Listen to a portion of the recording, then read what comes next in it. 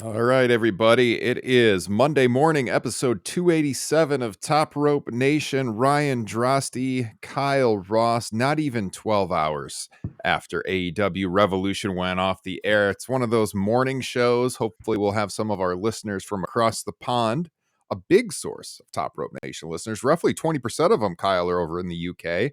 And rarely do they get to tune in live. Well, the time is working out for them today. It's morning here in the States. I got my Starbucks rather than the booze like we normally have on the show. I got the caffeine. I'm ready to go. How are you doing, sir? I've already plowed 2 cups of coffee, man. Got the work done. Yeah, ready to do it in the morning here. Quick turnaround between the pay-per-view and our review. It seems we're pretty unanimous. We meaning the internet in our review of this show. I guess how it's been received. I'm Uh-oh. Did he cut out? He's cutting out. I'll start talking. It's all right. We've had some internet issues this morning. Guys, if you are joining us here in the live chat, let me know what your grade is for the show, A through F. I will tell you my grade here in a second, but let's look at the twitter.com users and how they graded AEW Revolution. This is what we always do on our pay-per-view show. So if you're tuning in here on the SE Scoops YouTube channel for the first time and you've never listened to Top Rope Nation, take a look at this poll. This is what we do after pay-per-views, A through F. And our listeners pretty much universally on the A and B range. We've got 67% of the users giving this show an A. We've got 20% giving it a B, 4% a C. I don't know about that. And 8.7% a D or F. These people got to be trolling. It's got to be the WWE loyalists here trying to downplay the greatness of AEW Revolution, because guys, if you didn't see the show, hell of a pay-per-view. I mean, this was, in my opinion, for AEW, it was one of their all-time best events, top to bottom. And they've had some great shows over the years, as we've talked about here on the podcast. But I mean, this is the best one in a long time. You had two legit match of the year contenders on this show. And you know what I always say myself when I'm looking at grading the AEW or the WWE pay-per-view shows is, all right, so if it's going to be an A show, it has to be something that is like a legendary angle, or it has to have a match on it that I would rewatch. And this show had definitely two match of the year contenders. The main event, the Iron Man match, was unbelievable. Kyle and I, when he gets back here, we're going to talk about if this was the greatest Iron Man match of all time. I think there's definitely a case for that. Maybe it's totally one-sided and we all think it is for sure. We'll see. Hit me in the chat and let me know what you think. But also, you had this Texas death match with Hangman Adam Page and Jon Moxley. That was just crazy, just quite the spectacle, bloody as hell, incredible spots throughout. I mean, talk about trying to follow that. The TNT title match was in a horrible position and the crowd was burned out. But I mean, this is before the main event. So I also want to talk with Kyle too when he returns here about the match order, because I think it ended up working out fine. They got the crowd back for that main event, but I think they could have tweaked it maybe a little bit and made it even better. But you got both of those two matches, which were great stuff. And then the trios title match was also unbelievable as well. So you're talking about two match of the year contenders, potentially another really solid match. And honestly, the undercard was full of really good matches as well. I thought the match with Jack Perry and Christian was pretty much exactly what it needed to be. There was some talk about, was this a very predictable card going in?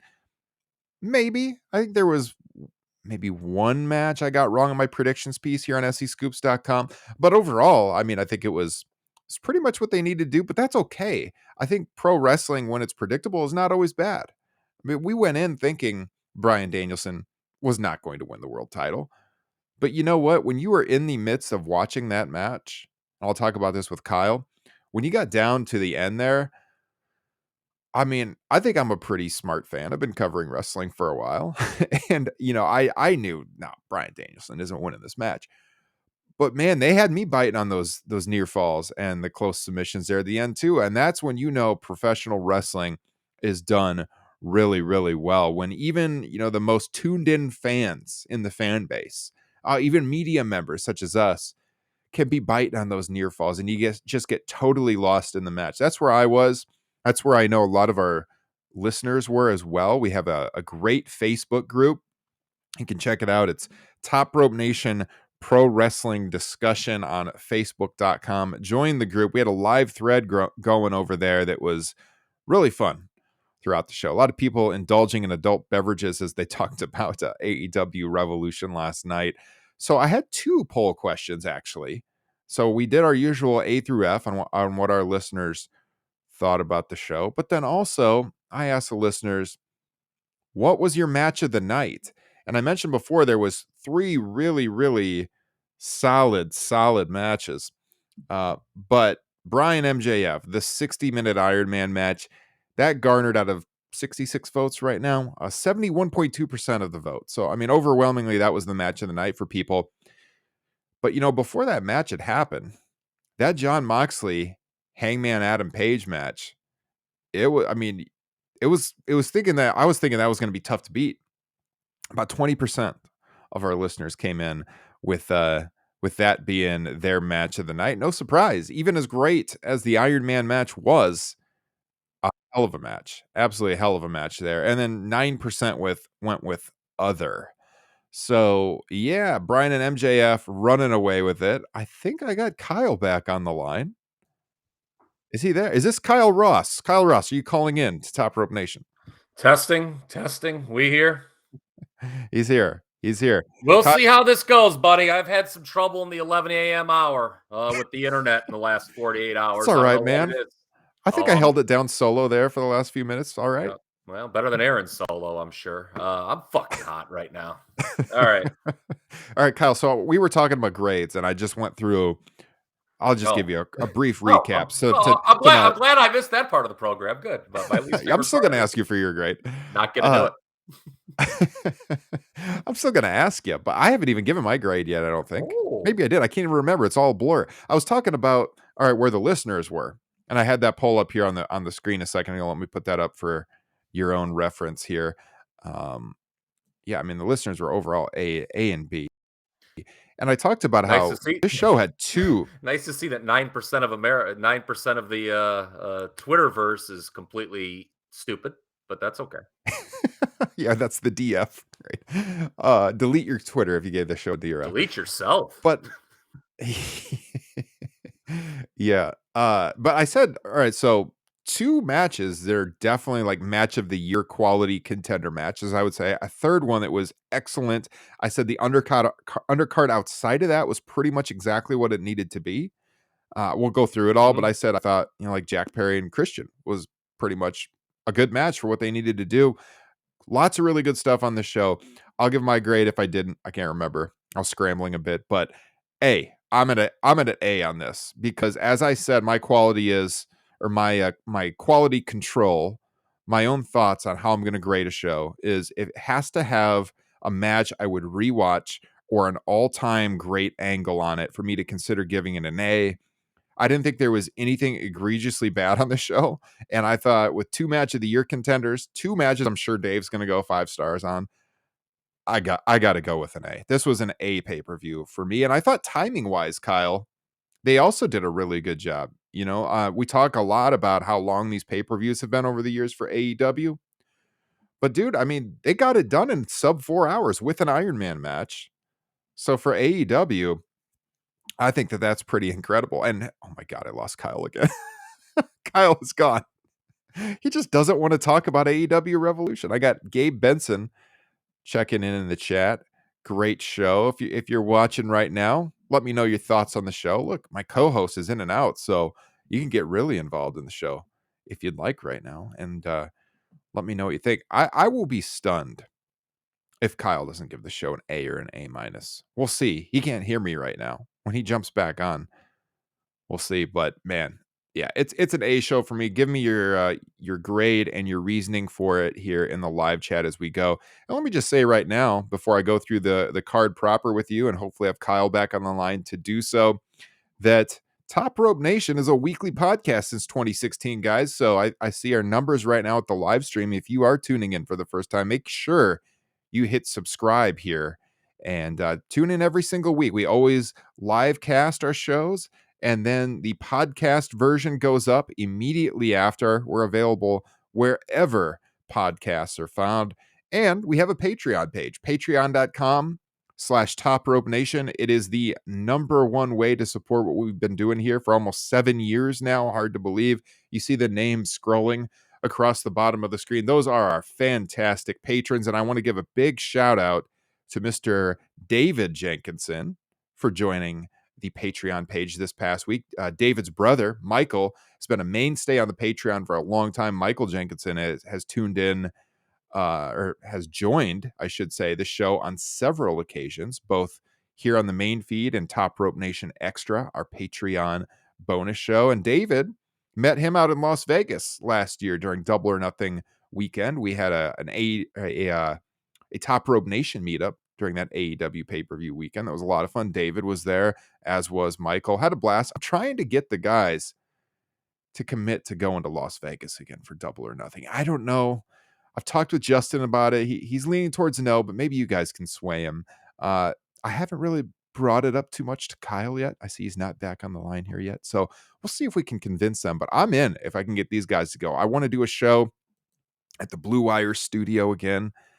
I think that would be a lot of fun. We did it last year. Check out the Top Rope Nation YouTube channel if you want to see the video of that. We were live at the Wynn Casino in the front lobby. Tons of fun. So shout out to Blue Wire, who's been sponsoring Top Rope Nation for the last, 3 years now. See Tim Jensen checking in the chat. The pay-per-view was forking great.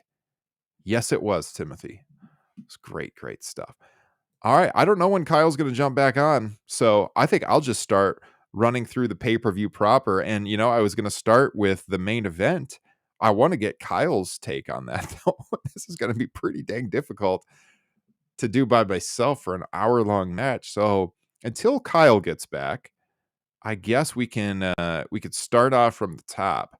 So they opened the show with Chris Jericho and Ricky Starks. And we've talked a lot about Ricky Starks over the years here on Top Rope Nations, this up and coming baby face in a promotion that needs to have, new baby faces starting to take over. And Ricky Starks got a big win here over Chris Jericho, which I think was a must. He had to go over here. Kyle, are you back?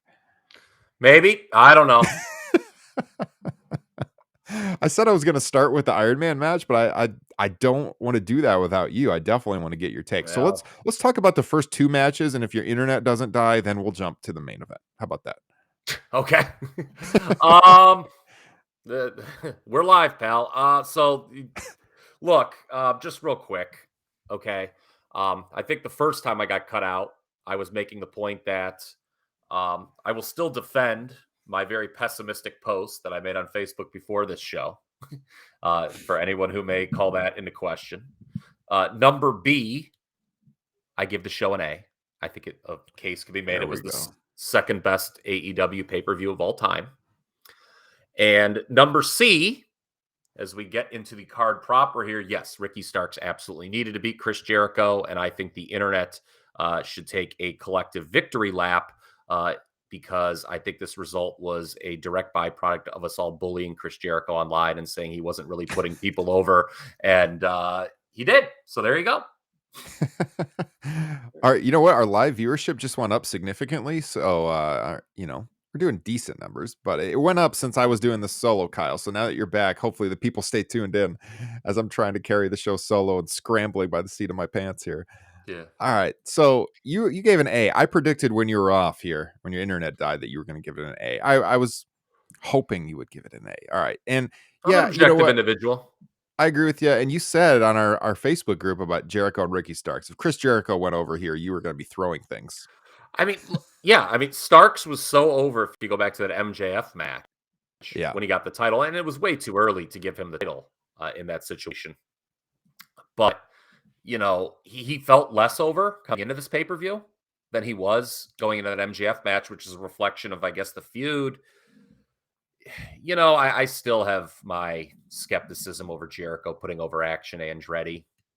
I read the Observer the next week, and it just felt like Dave was repeating verbatim what Jericho told him on the phone.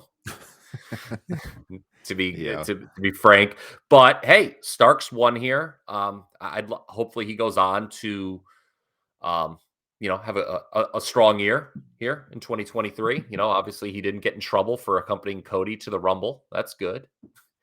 The only thing I didn't like about this match was I didn't like how Guevara still came down to ringside, even though the JAS was banned. I thought that was totally unnecessary. Yeah. They were trying to set up a false or a near fall where the crowd would bite that Jericho was going to get the win. But I think there were other ways to, like, if you're going to have the stip where they're banned from ringside, don't violate it. I mean, I thought in their minds, they're like, oh, well, he's going to run down and Andretti's going to spear him and that'll look cool. But I don't know. I thought that was actually unnecessary. You could have done a ref bump. I know that's hard when Aubrey's the ref, but I didn't like that part. But yeah, the main thing here, Starks needed to win. He did win. So 1 for 1. Yeah. In the booking department. So finish was, as Kyle mentioned, Sammy comes out, Action Andretti takes him out. Ricky got hit with a bat by Jericho as the referee was distracted by everything happening on the outside. Jericho goes for the Judas effect, which Ricky then blocked by putting his forearm up, and that was a great spot. That was a great spot, blocking the Judas effect. Almost made up for that needless interference. And he won clean with the Rochambeau. So yeah, that opening match was very, very good.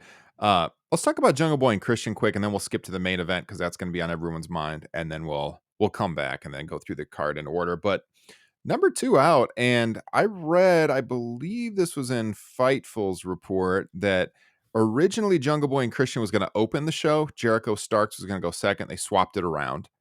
I'm not sure that really mattered too much, but yeah, Jungle Boy and Christian go number 2 here. We got to mention Christian's outfit, which was unreal. The sleeveless turtleneck that he was wearing with the black wrestling singlet.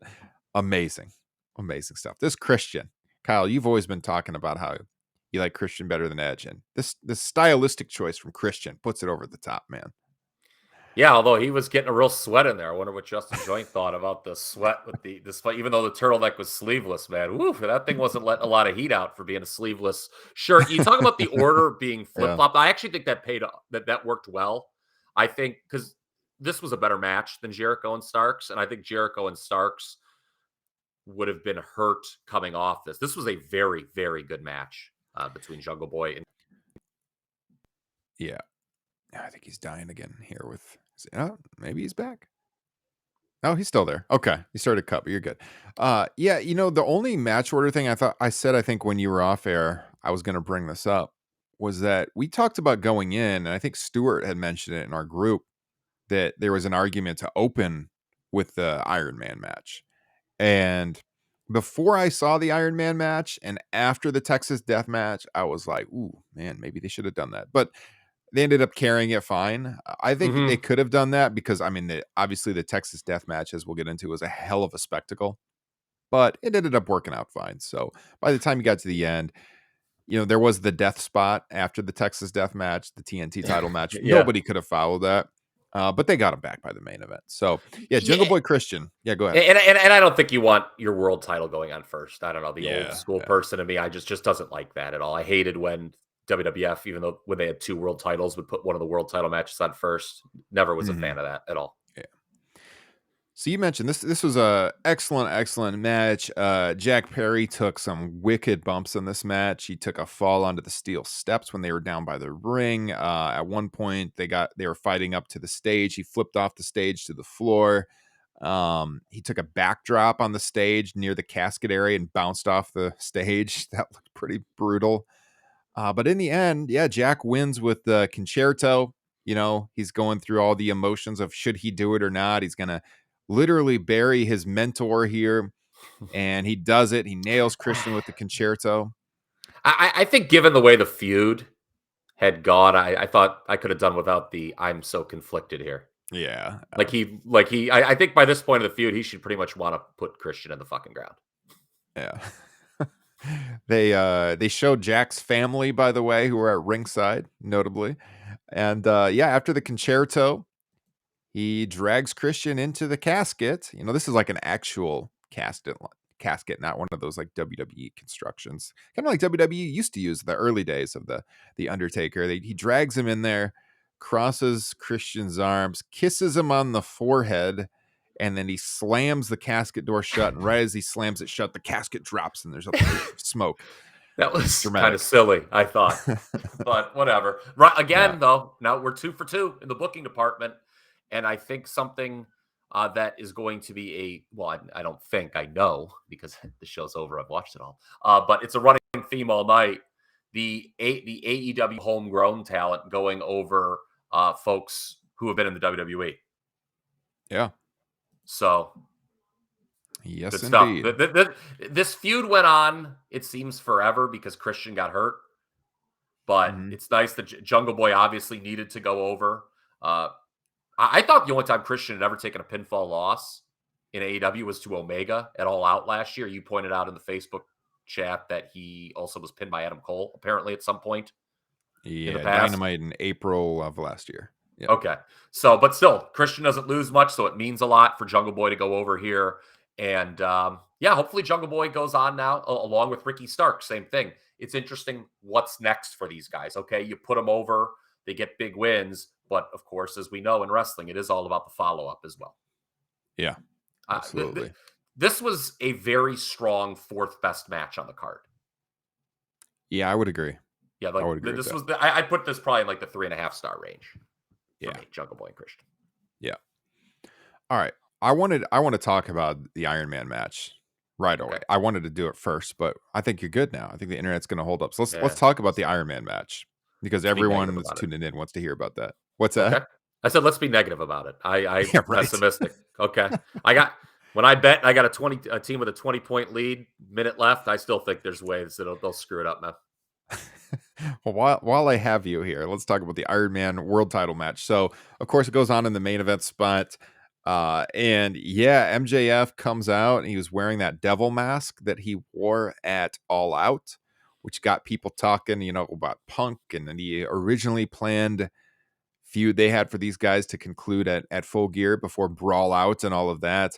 Um, there, obviously no CM Punk, but in the post-match scrum, MJF seemed to be toying around with the Punk stuff still a little bit. We'll talk about that here after the match. But he comes out with a small orchestra that played his theme with violins. That was pretty cool. He got the world champion entrance here. Bryan came out with his typically lame theme song. It's Song got is to get a so new theme. bad. So bad. It's one of the worst theme songs, not just for a great, an all-time great pro wrestler. It's one of the worst wrestling theme songs I've ever heard in my life.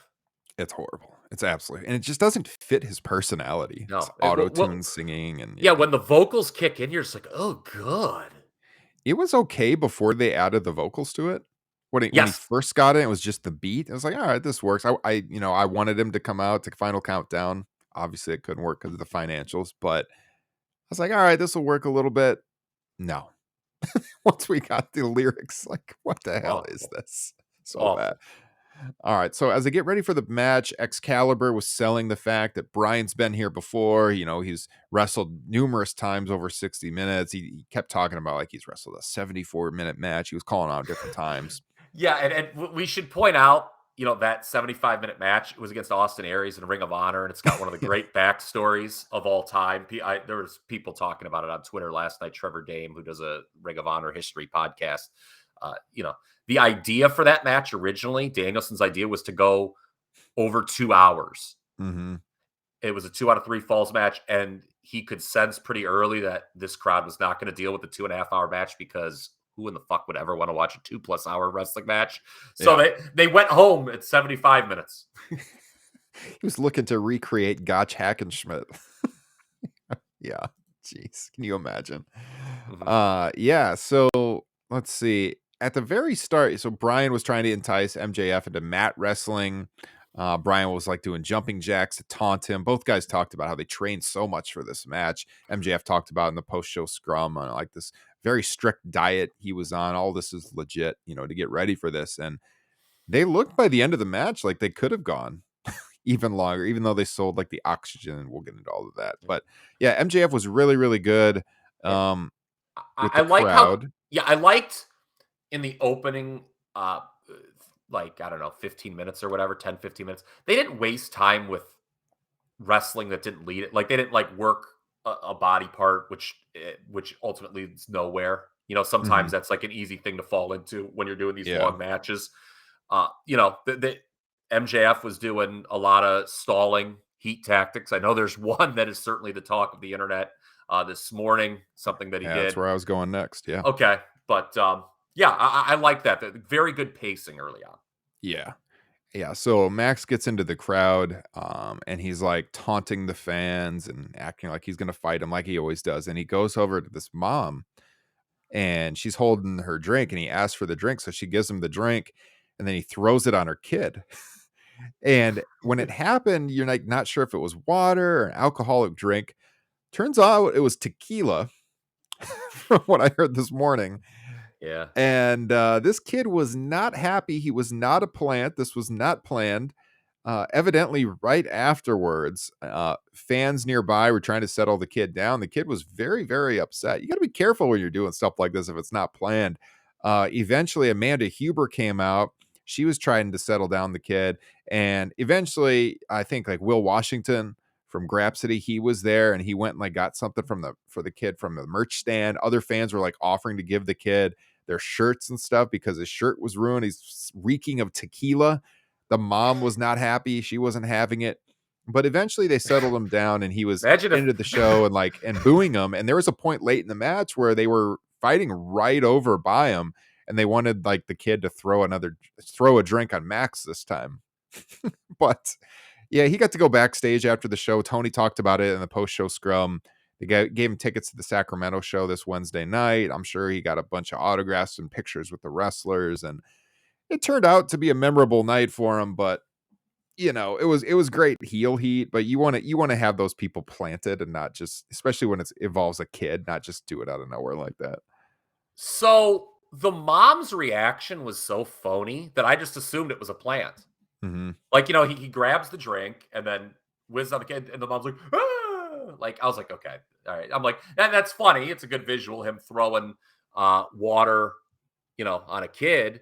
But the fact it wasn't a plant and the fact that it's tequila is a big uh-oh. I mean, I'm not Yeah, gonna, sit here and pretend that I don't think it's funny, but at the the kid got same tequila in his eyes. His eyes were yeah. burning. Yeah, Yeah, yeah. that's it's not, it's not like a deal, I remember in the days of yore when Ted DiBiase like kicked the ball out from the kid Oh who yeah, was yeah. dribbling, and that kid they said was really upset.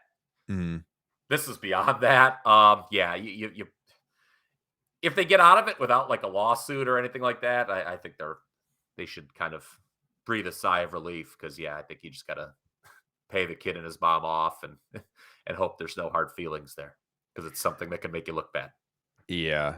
So when he was asked about it, Tony Khan said, he was talking about it with Max right next to him in the scrum, and he said that he talked to him before they came out here about this, and this was unbecoming of a world champion. Of course, like Max is rolling his eyes and doing whatever next to him because he's playing up his bit, but I'm sure he'll think twice before he does it again. But it Yeah. seems like they got out of it all right, but it was a little dicey there for a while. So all right, so yeah, as you said, Max is great with the crowd early. About 15 minutes into the match, Brian hit a sunset flip power bomb out of the corner that I wrote down as an awesome spot. 20 minutes in, Max missed a moonsault to the outside. He was really selling his knee. Brian then followed that up right away with a suicide dive to the outside. They had this near fall series 23 minutes in, just rolling counts, small packages all around the ring. But then we get the first fall. So approximately 26 or so minutes in, Brian goes up 1-0 after he hits a psycho knee. And then after that, there's this series, which was a little confusing as it happened, but MJF hits a low blow and then he immediately covers for 2 quick falls. And so watching live was like, all right, so did he just go up 2-1? But then they explained on commentary, and they were even confused a little bit, that Yeah. the low blow was a DQ called after the fact. And then Max got 2 quick falls. So they didn't like break at all. And I think we've talked about this in the past on the show when we talk about Iron Man matches. Why don't they just immediately go for a second cover? And they actually did that here. So Max sacrificed himself by getting the DQ to then get 2 quick falls. So he was down 1-0. Now it's tied 2-2 since he got DQ'd. And we're about 26 and a half minutes into the match at this point. And then Max rolls to the outside for a water break. What did you think about this sequence?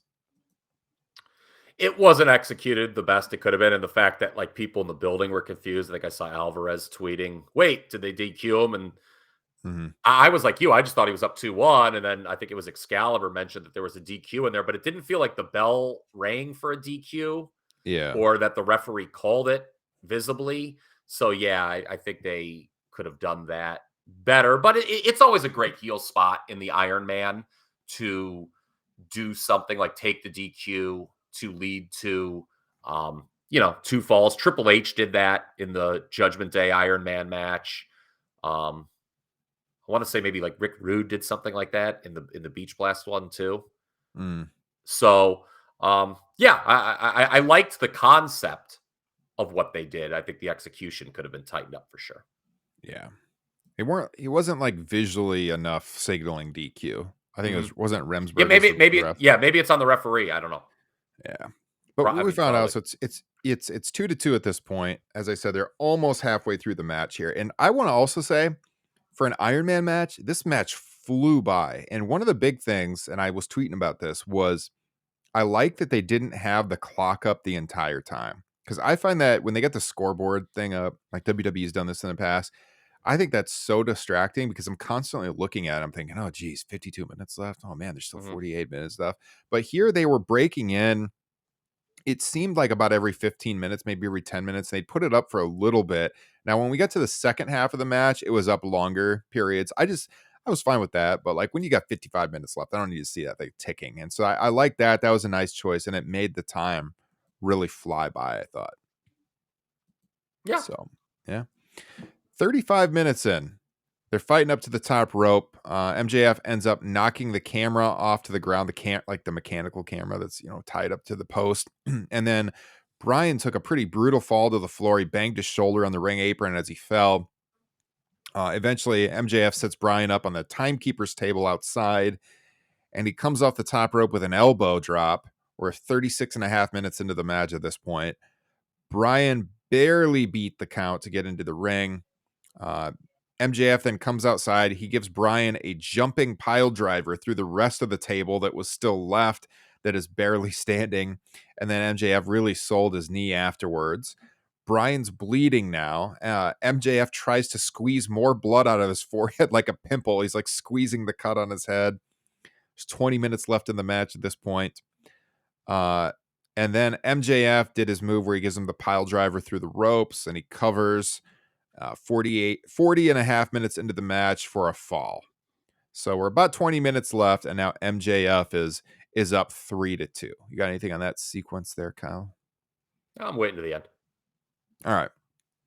So then MJF has a flurry of punches as Bryan's bleeding all over. MJF screams, "Is that you? You're the best in the world. You fucking suck. I'm the best. Say hi to Birdie," he says. More punches. He's looking at the camera. "I told you this would happen to Dada." We're 45 minutes in. Bryan reverses an Irish whip on the outside. He sends MJF into the ring post. Bryan then hits a running knee off the apron. Bryan goes up top. He comes off to the floor with a splash to a standing MJF. They get back into the ring. This was cool. They fight up to the top turnbuckle.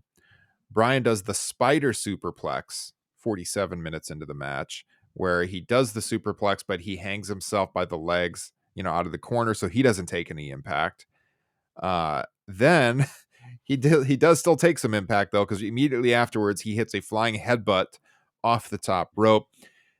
MJF starts bleeding profusely now, Kyle. He took a Mhm. lot of aspirin because Yes. that blood was flowing. And if you remember last year, the dog collar match he had with Punk at Revolution. Punk bled all over the place, and MJF barely got any blood. So he made up for that this year because he bled like crazy in this match. It was insane. Bryan with a psycho knee at 49 minutes, and then he locks in the label lock, and MJF taps. There's about 10 minutes left at this point. We're all knotted up 3-3. Bryan goes to lock it in immediately again. MJF turns it into the salt of the earth. Bryan rolls through, puts in the label lock again, but MJF rolls it into a near fall. And they're selling on commentary that all the blood on Max's face is the reason he could slip out of that. And Bryan couldn't quite keep the label lock on. I like that. I thought that was a nice touch. MJF puts on the salt of the earth again. Bryan's trying to get to the ropes. Max really cinches it in, and then he grabs Bryan's other arm and one of his legs. And he's pulling back like 3 of his limbs. And Bryan uses his one free limb, his other leg, to get to the rope for the break. There's about 7 minutes left in the match at this point. They're exchanging blows on their knees, 6 minutes left, back and forth. They have this shot where like MJF is gassed. They shoot to Bryan. He's laughing. 5 minutes left. The announcer says it on the PA that there's I think it was 5 minutes left at that point. Yeah. And they both start exchanging quick right hands. You know, they're getting down to the end of the match. They're chopping each other. MJF hits a finger poke, but runs into a roundhouse kick. Bryan hits a big forearm. Bryan charges. It gets sent to the outside. They're up on the apron. MJF gives him the heat seeker pile driver again through the ropes. 2 count this time. They fight up to the top rope. There's 3 minutes left. Bryan with elbow strikes. MJF grabs him, hits a tombstone pile driver off of the corner. Max clutches his knee afterwards. He's done that before. Who did he do that before against? Yeah, I thought I had seen him do this. I don't remember who it was, though. But when you see him doing it to Bryan, knowing about his history, you kind of cringe, like, oh, Jesus, I hope he's holding him tight, you know? And afterwards, Bryan he's out. He's on the mat out. MJF's clutching his knee. They zoom in. MJF has this huge knot on his forehead. Max like pounds his knee, crawls over. Bryan kicks out at 2, and he locks in a single leg crab. There's 60 seconds left. He was playing possum to lure in MJF. MJF goes for the ropes. Bryan drags him back to the center of the ring with 40 seconds left. MJF is almost tapping out, but he bites his fist to prevent himself from tapping out. He's selling. He's about to tap. There's 15 seconds left. Bryan grabs his arm. He hooks that back too. He's really cinching this thing in. The crowd's counting down, and we hit the bell. Max, MJF, he taps right after the bell rings. Right after the bell rings. Justin Roberts comes on the PA, announces it's a draw. Of course, the crowd is booing. Both men are given oxygen in the ring, and they show Tony Schiavone up at the announce position. He's on his headphones talking with Tony Khan, recreating Gorilla Monsoon here at WrestleMania 12. Tony Schiavone walks to the ring. He announces that Tony Khan does not want this match to end like this. It's sudden death until the next fall. There's got to be a winner. We're 27 years after WrestleMania 12, also in California here, but up the road in the Bay Area. MJF shoves the referee, and he gets rolled up by Bryan for 2 as they get underway. And MJF low blows Bryan with a kick, rolls him up, and pulls his tights. You think that's the finish? 2 count again. MJF picks up the belt, which he had brought into the ring after the 60 minutes had expired. And Bryce Remsburg tells him if he uses it, he loses it. He says, "Be my guest, try me." He screams at MJF. So he hands the belt to Bryce, and then he pulls out the Dynamite Diamond Ring. At this point, Bryan hits a reverse Hurricane Rana, but MJF still has the ring, so you're thinking he's going to use it. Bryan with a psycho knee for a 2 count. The crowd bit huge on that. They thought it was over. Bryan was actually going to win. That was a very good. I actually bet on it. I did too, and I said that's when you were off air too. That a match is good when the most plugged in fans or like the wrestling media who went into this match thinking that there was no way Bryan was going to win are biting on those. Like, I bet on it too. I'm like, holy shit, is he gonna win this match? I was into it at this point. Um, then Bryan is hitting some standing kicks to MJF's leg. He locks in the half crab again. This half crab he kept doing was unbelievable. How much he would cinch this thing back. At that point, they're kind of teasing that MJF might use the ring to punch him, but Bryan pulls the ring off MJF. MJF is pounding the mat but not tapping out. Bryan's really, really sitting back on it. You're wondering if it's going to be the finish. MJF reaches the ropes for the break and then taps. So Danielson, whose back is turned with the hold, obviously, he thinks that MJF is tapped, and instead MJF rolls to the outside. And when he gets to the outside, what's laying there on the mat but one of those oxygen tanks that both men had received oxygen, after the 60 minutes had expired. And Bryan crawls over, and MJF hits him with it from the outside. And then he tosses that oxygen tank away so that the ref doesn't see it. And then MJF gets back in the ring and he locks on Bryan's own hold, the label lock. And you think Bryan's out. His hand drops 1, 2. And then on the third time, he holds his hand and he's trying to get the crowd back into it and he's starting to fight out. I like that. I thought that was the finish for sure. He fights out. The crowd's getting behind him. Excalibur yells, "Bryan Danielson will not be denied." And then Bryan slumps back down. And he didn't pass out. He tapped out. Yeah, I was shocked by that, to be honest I with was you. too. I I was kind of guess, surprised. yeah, I mean, I don't know. I guess the goal of this match was very clearly to put MJF over in a major way where people saw him um, as a better wrestler than they saw him going into the match. Yes. I was tickled a little bit by people who thought he was not capable of doing this. I think sometimes people fall into a trap because people wrestle a little differently, that they think maybe they're not as good as like the standard, like what is a good wrestler. But I had I joked on Facebook. The thing I was least concerned about going into this match was MJF being able to go 60. I was fully confident. I mean, he's had a number of great matches throughout his AEW. This was obviously his best career match, though. And I think it's mission accomplished, which is the goal, that people now see MJF in a more positive light. I think coming into the match, one of the things that, one of the criticisms I had was that he wasn't really any different, MJF, than he was pre being like world champion. MJF wasn't much different than pre-world champion MJF. Now this gives him a little bit of a boost. He had his, people are going to recognize it as his best performance ever. He wins.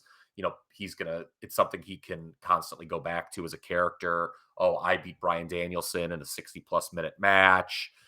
And yeah, they absolutely hit a home run. This is one of the best Iron Man matches I ever saw. I'm going to watch it. I'd like to watch it again because I'll be honest with you. I was actually getting a little tired last night down the home stretch, and I'd like to watch this while I'm completely wide awake again before I properly rate it and see, and give that official tally. But yeah, absolutely one of the best Iron Man matches.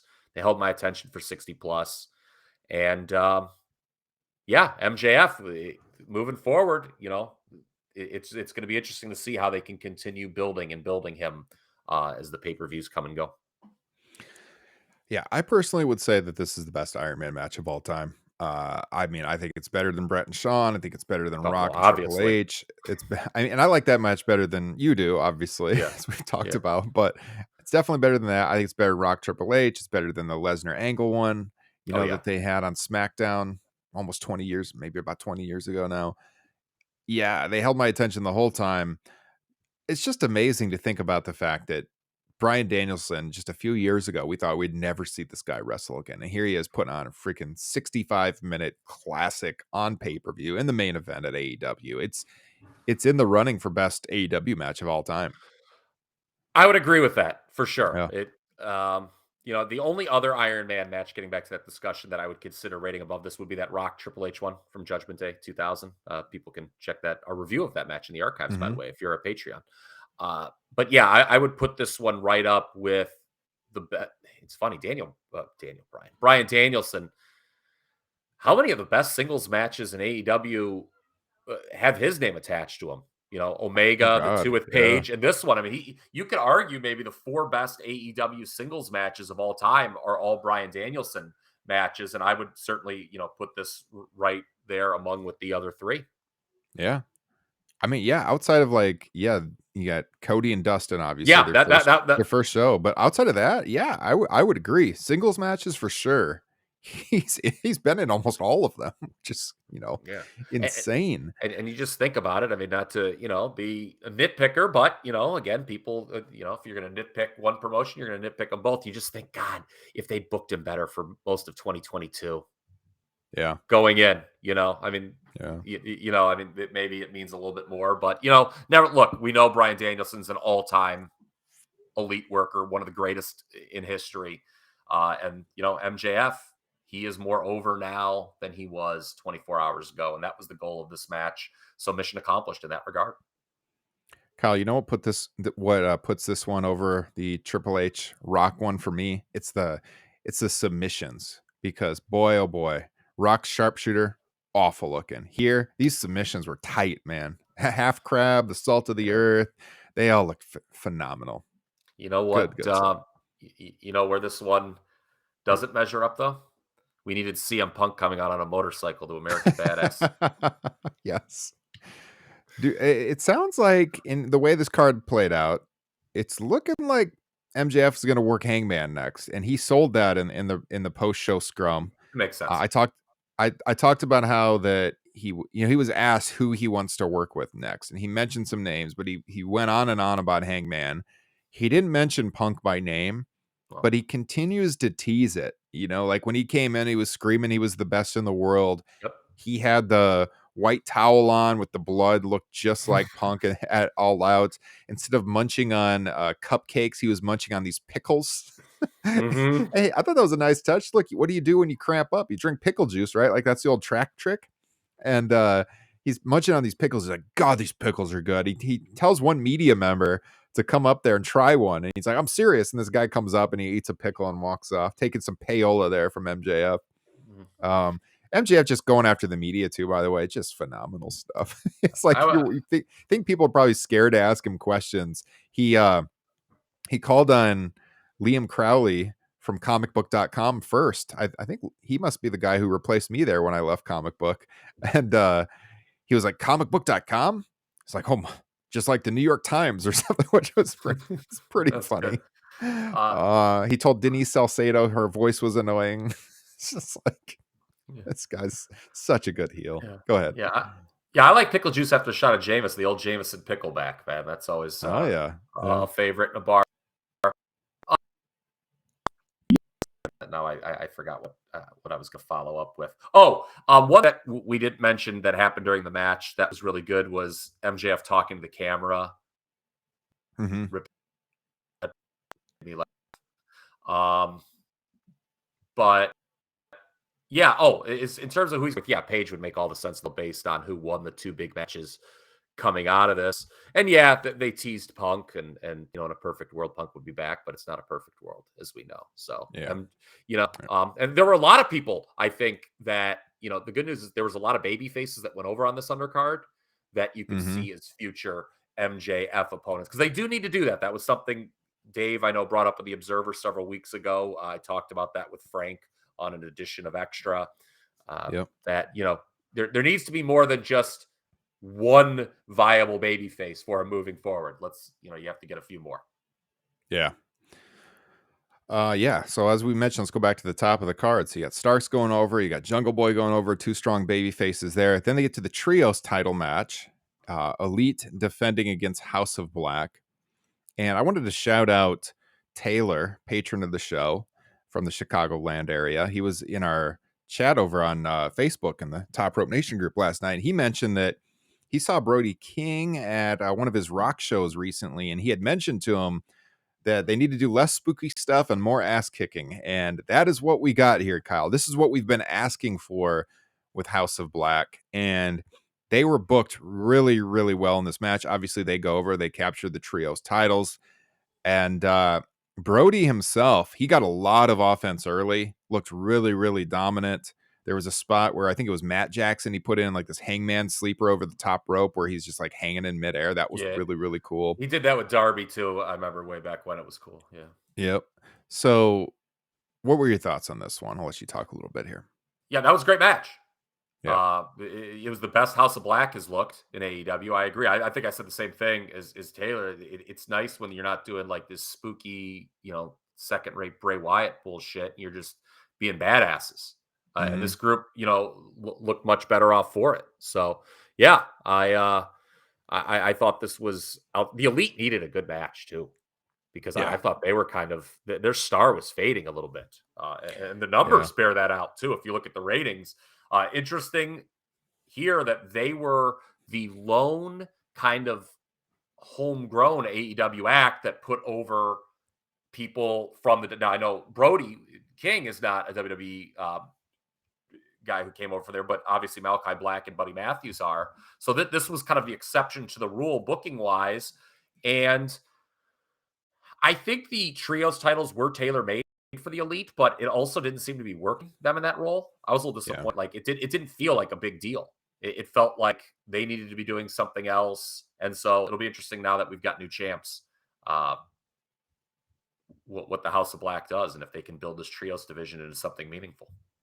Yeah. Justin and I talked about that a couple of weeks ago and how even though the titles were clearly made for him, it has felt kind of like a waste to have the Elite there where they always got to wrestle together and you can't do Kenny singles matches as much and the Bucks You are kind of could, out of the tag pick. I mean, you could, but like they we just got don't, that long series of the best of 7. I which know I they had thought some was great matches, but I wasn't a huge fan of it. It went on too long.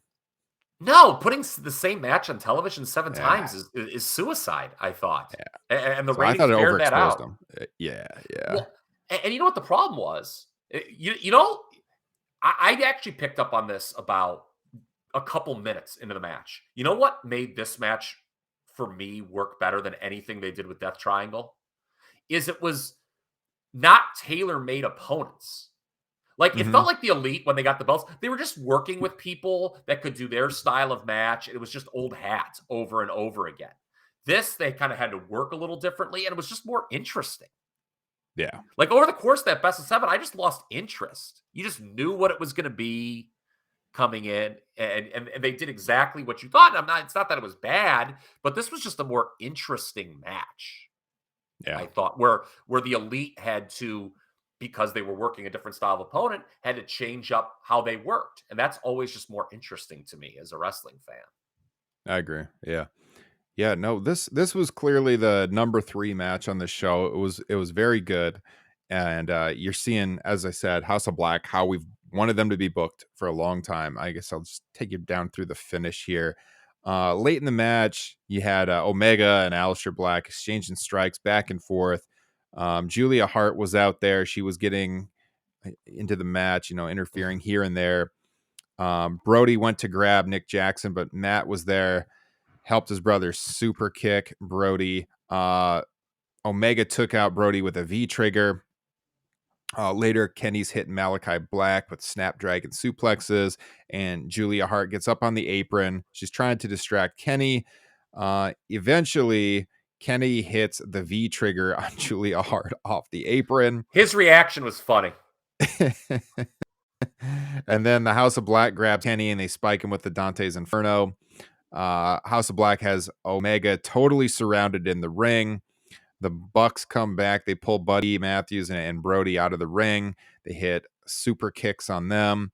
The Elite hit Aleister Black with the BTE trigger, but Matthews comes there to break up the pinfall attempt.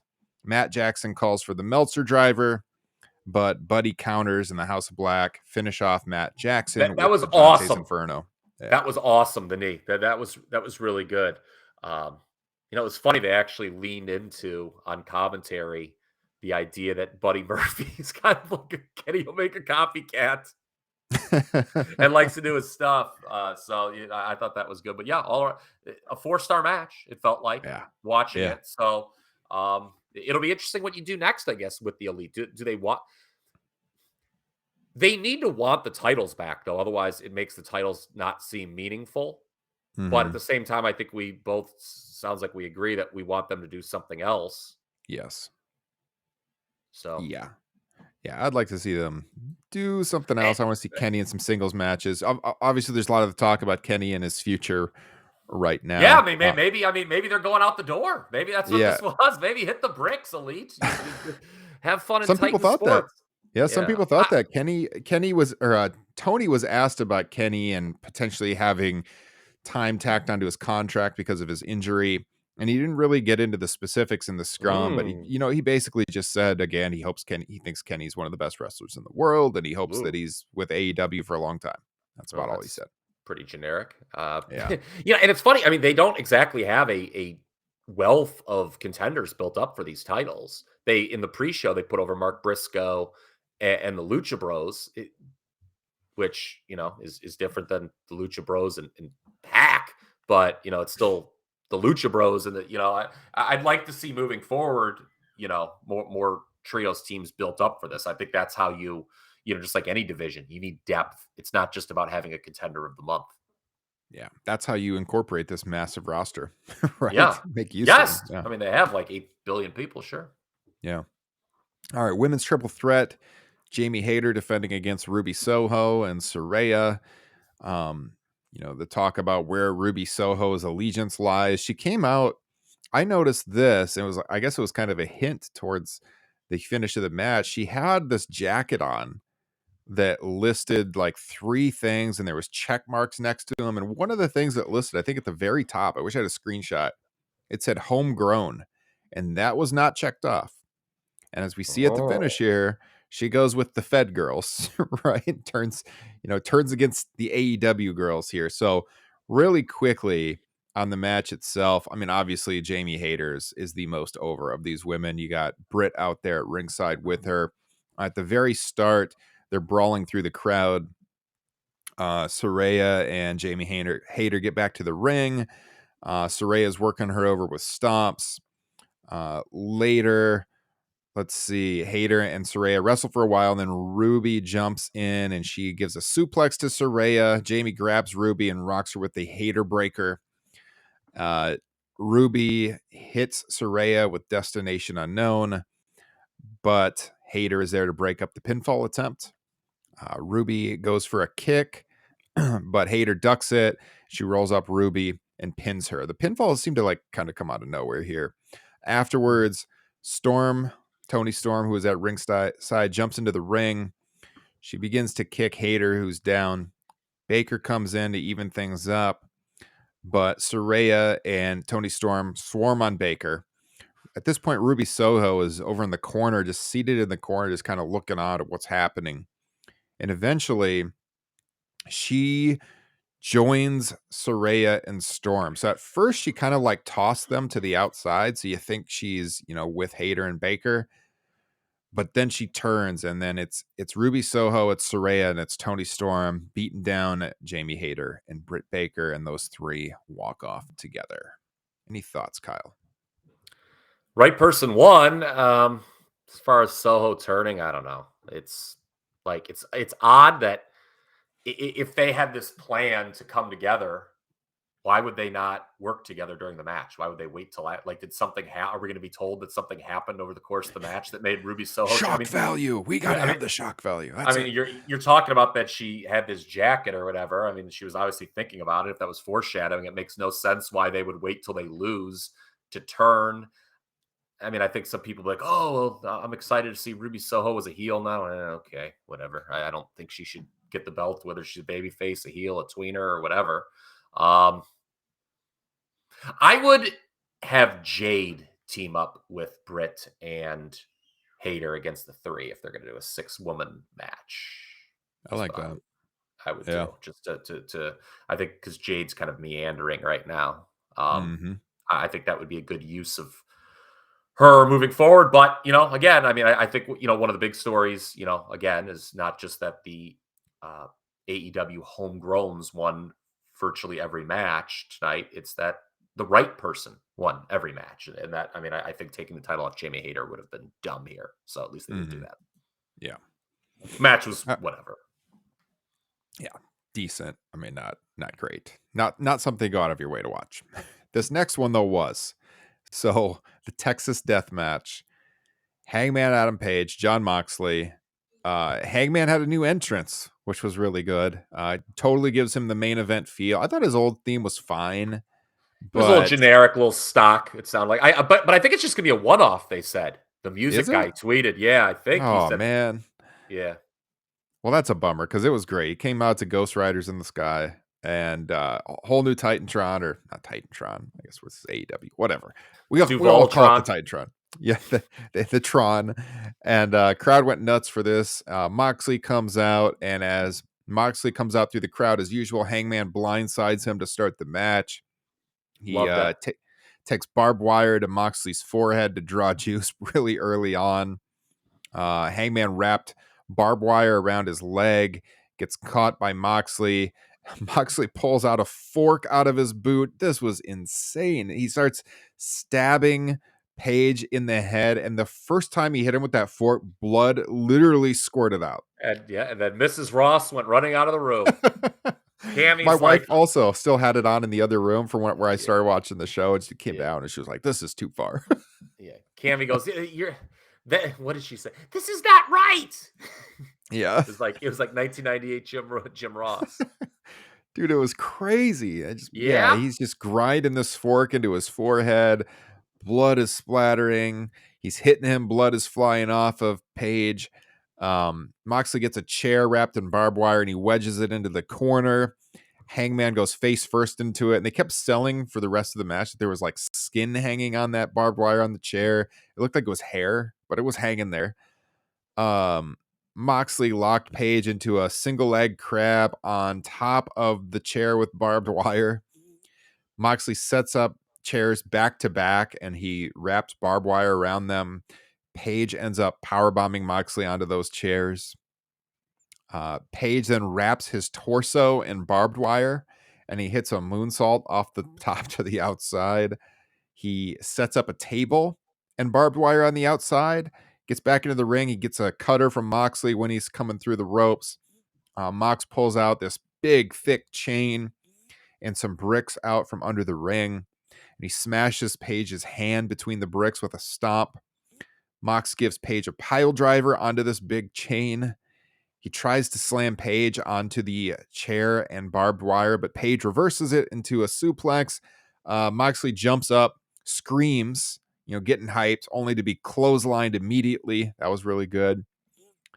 Page gives a fallaway slam to Moxley onto the barbed wire chair, follows that up with a dead eye onto the barbed wire chair. Moxley rolls to the outside.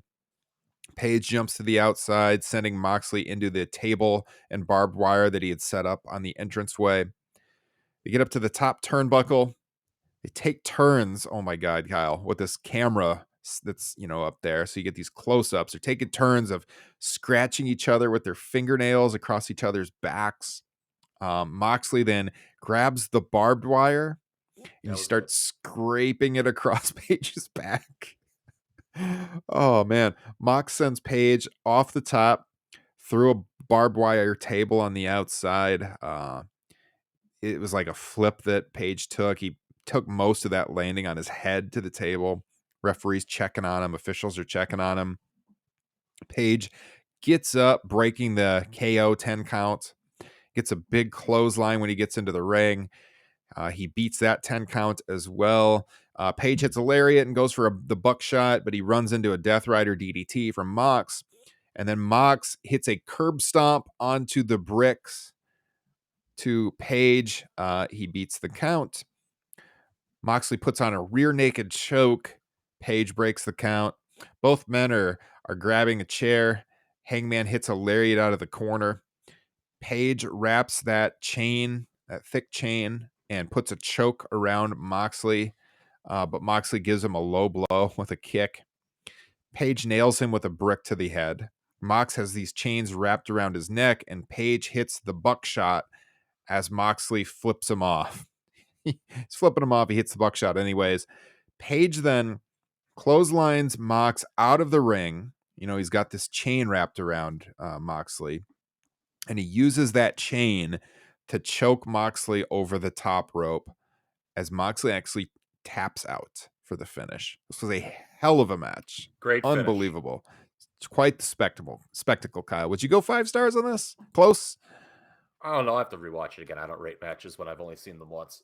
So I again, kind of like with MJF, I think the key here was Hangman Page is feels far more over, far more important now than he did coming in. That's because I mean the loss of momentum he had over the last year was quite striking. I hope moving forward they tone down the self doubt. Like I don't want to. Oh God, he's Yeah, drinking yeah. again because he doubts himself. How about he drinks because he likes it? That's cool. Like you don't want him to be like my issue with this feud going in was that he just felt like the less cool babyface Mhm. vis-a-vis Moxley. But this was the kind of performance and result that can sort of eradicate that. And then, we'll see if we can get him back to where he was, uh, you know, 15 months ago or whatever. Yeah. I think that's the key, how he's, because I mean, you look back since he lost the title, what has he done? Page. Yeah, that's the problem, is he was kind of middling, and you're wondering, is he even gonna be in the main event scene moving forward? Yeah. But I think this match cemented him as a main eventer. The presentation cemented him as a main eventer. This Yeah. was like, even it sounds weird since he's been the world champion, but this was, I think, the match that will for sure solidify him at the top of Yeah. the card. And I think, Eh, Moxley probably going to lean into that heel bit more going forward. We know before he took his absence, he was starting to go heel. I mhm. think that's the direction for him. I wouldn't mind that. Um, So I guess we need to talk about like just the style, just how extreme and how far they took it, right? I mean, because there was, Mhm. I mean, I thought there was, Raj Giri again. I mean, come on, with his, He had to turn it off. He was disgusted. yeah. I mean, I get that it's off-putting to some people. I mean, I joked about my wife running out, but you can't really, if you're AEW, you shouldn't appeal to make my wife happy. She's not going to watch regardless. So, Right. but like, do you think that this match would have been even more effective if Moxley hadn't had so many bloody brawls on television? Yeah, there was some discourse about this in the group too. I think he bleeds too much on TV. I Yep. agree with that. Um, I don't think that it took away from this one just because it was such an incredible match. I do think you should tone it down on TV. I think there's too much. I think So there's do too I. much blood. I think there's too many matches on shows that bleed on TV. They'll have multiple matches in I mean, how Dynamite. many I think they matches should had save blood it. on this show alone? I mean, Yeah, that's the thing. I 3 or like 4. I like blood, yeah, but I mean, again, I just think that that they need to have him tone it down on television a little bit. But yeah, I think all things considered, again, right result. I like shows where the right people go over. I think this was the right result Mhm. moving forward because I don't want to see Moxley back in the world title picture. I just don't. Yeah. So Page going over was the right call. And yeah, again, like the Iron Man, I'm really excited to go back and rewatch it now that I know the result and kind of know what's coming to slap a nice rating on it. I'll let people know Mhm. what that is when I rewatch it. I think for sure it's 4.5 or over to me, just on the first watch. I thought it was Mhm. incredible live. I will Yeah, rewatch it too, but that that's that my that initial reaction. that, that, Yeah. that feel that that feels right. That it was a match of the year contender, absolutely. Which 4.5. I'm just so used to like all these people overrating everything in the moment now Mhm. that I even more want to rewatch things before even speaking of a Right. rating. I do think, well, I think the main event, Dave might break the 5-star scale on it, but I would be Well, I shocked mean, if he doesn't go 5 on both he of them. gave the women's elimination chamber 4 stars, 4 so stars. he should give the main event fucking 8 stars if he's going to give Yeah, that that four was that stars. was that was hideous to give that 4 stars.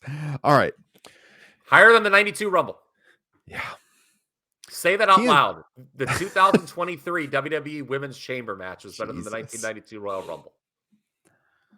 It's not good, Kyle. Not fucking good. Neither was trying to follow this match. TNT title match. Samoa Joe defending against Wardlow. Talk about a death spot. Boy, Yeah. I mean, this was a really good crowd throughout. I think they had about 9,000. This is a big building. It was not totally sold out, but I think they had over 9. He said on the scrum, I want to say it was like around 95 ish in the building, Oh, a little over 8,000 paid. They had a yeah, really but large gate for this show. But yeah, that's what WrestleTix had at 8,000 something paid or whatever. yeah, yeah. Um, yeah, they needed a Hardy concert to break it up, I think. They were burned out after. the Texas Death Match here, and yeah, you What can't really I blame remember him. the intermission. Remember they used to do intermission at the early Yeah, WrestleManias? Maybe AEW needs to do an intermission because it is really unfair to the people who have to follow. Because unlike WWE, AEW pay per views are going to have multiple matches that try to win the night, right? yes, Whereas WWE is always about they're going to put all the eggs in the main event basket. It's very rare on a WWE show where an undercard match is going to get more bells and whistles than you're going to get in the main event. So yeah. they don't need, but AEW could maybe think about an intermission. I don't know. I mean, their shows go long enough, so maybe intermission is the last thing people want. But I think it's something worth bringing up. Yeah. So yeah, I mean Wardlow, he comes out, he's hitting a lot of offense early. He flips out of the corner, crowd's dead. Wardlow does some really, especially after what we had just saw with such an intense match. They have, the spot where he's jamming his shoulders and Joe in the corner, and they looked so weak. And it was like, oh, this ain't gonna get over. Just doesn't work after that intense match that we just saw. Joe turns the tide, hits some leg sweeps. Crowd comes back a little bit as Joe's getting heat throughout. And he works over Wardlow for a while here, and they kind of get on him. He gets the heel heat. Wardlow hits this big headbutt where he just really reared back and comes forward with it, and he ends up choking out Joe with his own hold for the win, kind of out of nowhere. New champion. You got Wardlow with the TNT title now again, and he'll be taking on Hobbs Wednesday night. And they showed Hobbs Yeah. up in the suites watching it with the gold ring. And Hobbs confronted Wardlow at the scrum afterwards too. He came out through the press in the room and talked about that match coming up Wednesday night in Sacramento. So that'll be an interesting one, Kyle, because felt like Hobbs could get a run here.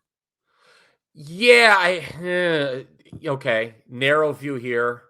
Again, we have an AEW homegrown being a guy who's migrated from the WWE. So I know Mike Johnson does not like Wardlow. I see the comment there. But um I think that so in the narrow sense, okay, Wardlow gets his win back, but does that mean much if he loses to Hobbs in a few days? I think No. big picture, what we need to be focused on is the TNT title itself. They've got to get the prestige back in that thing. I think again, over the last year, it's lost a lot.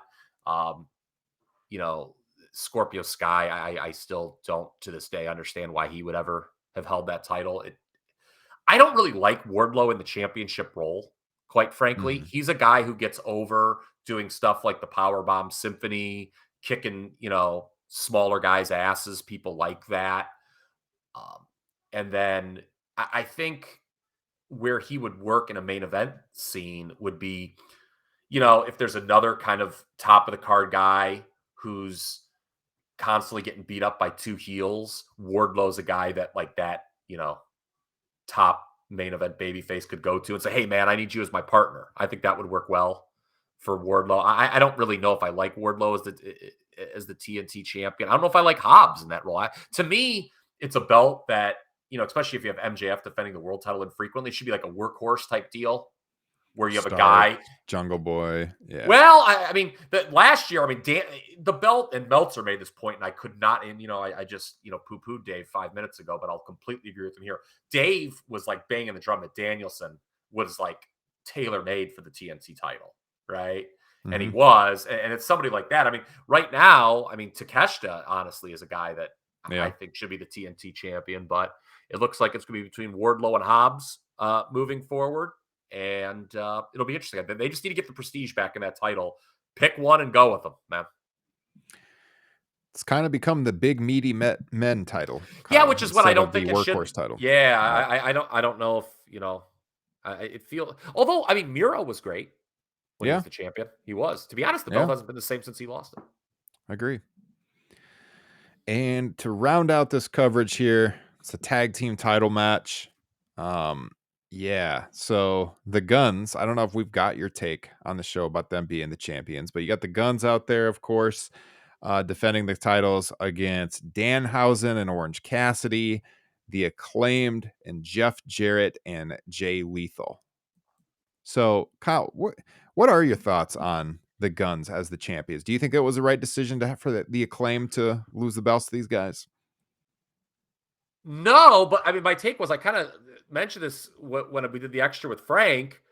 As soon as they won, alarm bells went off in my head when I was like, "Oh, they must have FTR re-signed, and Yeah. FTR is going to take the pelts off the Guns because they don't want to do FTR and the Acclaimed."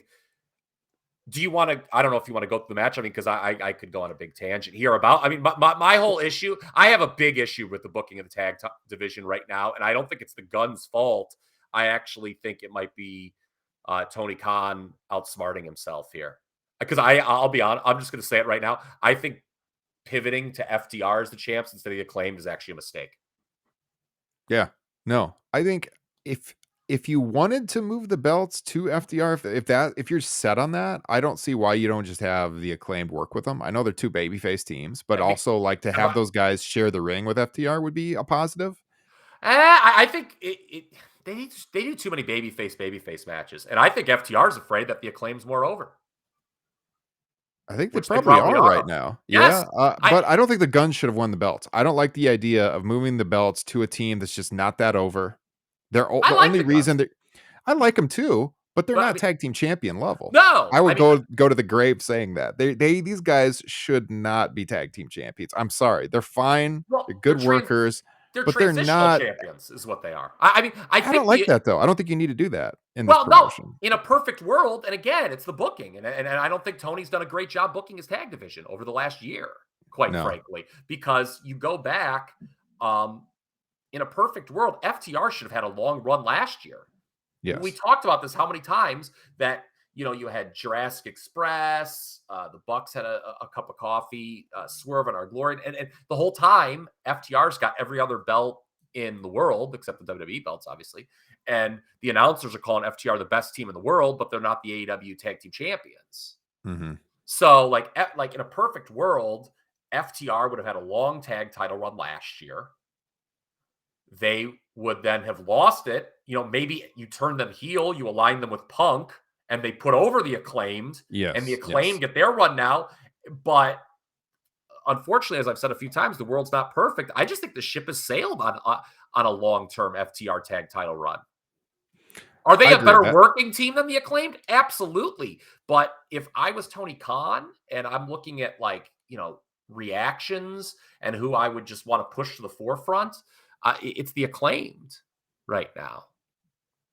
Yeah, I agree with you. The perfect world scenario is FTR would have dropped him to the Acclaimed. I think that it just with the Guns, yeah, the tie-in with their dad and the Acclaimed, fine. I mean, maybe something will come of that, but like they just don't feel like tag team champions. And the storyline is fine, but yeah, if you want to get the belts to FTR, if that's your goal, I would have rather seen them work with the Acclaimed, like I said.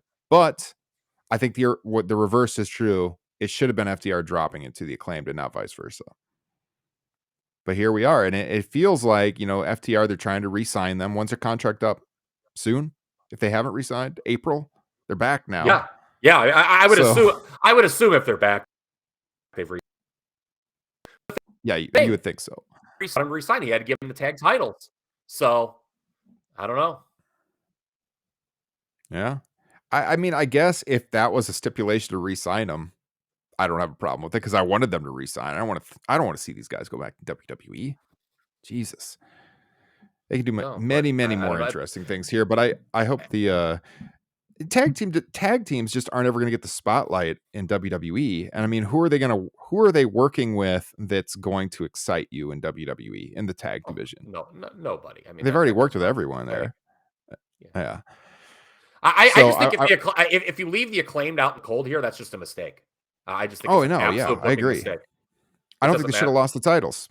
Like I said, it didn't make any sense to me for them to lose the titles, Well, no, especially I we mean don't they have the did. daddy ass turn anyways. So why I mean, do it?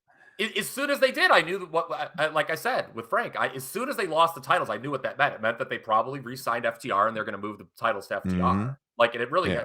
and the Gun Club, if you remember, they beat FTR, so FTR is going to, get their win back there. It just, I don't know. I just think taking the titles off the Acclaimed, whether it's the Gun Club or the frickin' Road Dog Club or the frickin' Bullet Club or the whatever club, I think it's just, it's a mistake. The Acclaimed were very, very over and should be the tag team champions. Yeah. I think Justin and I said the same thing on the first show that we did after the title change. few weeks ago where we said, yeah, obviously this is a sign they're just moving the titles over to FDR, but not a fan.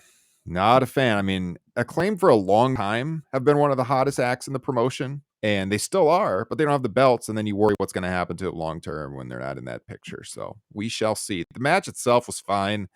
The Guns won after they hit Danhausen with the 310 to Yuma. I wrote right after that, right after they retained, it was just silence. There's just zero heat Yeah, for there these was.